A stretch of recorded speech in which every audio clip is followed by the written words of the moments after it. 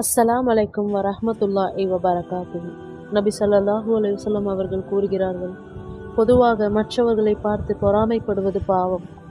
ஆனால் இரண்டே இரண்டு விஷயங்களில் மட்டும் அவருக்கு கிடைத்ததைப் போல எனக்கு கிடைத்தால் நானும் அவரைப் போலவே நல்ல காரியங்கள் செய்வேனே என்று ஆசைப்படுவது தப்பில்லை.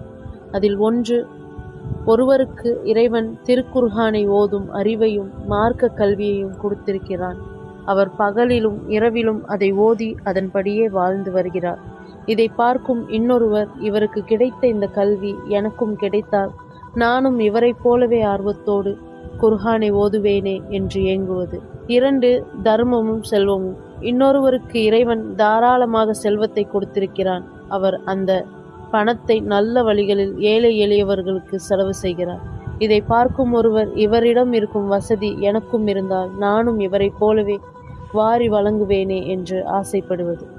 சுருக்கமாக சொன்னால், மற்றவர்கள் வைத்திருக்கும் கார் பங்களாவை பார்த்து பொறாமைப்படுவதை விட ஒருவருடைய நல்ல பண்புகளை, அவர் செய்யும் தர்மங்களையும் பார்த்து நாமும் இப்படி செய்ய வேண்டும் என்று ஆசைப்படுவது சிறந்தது.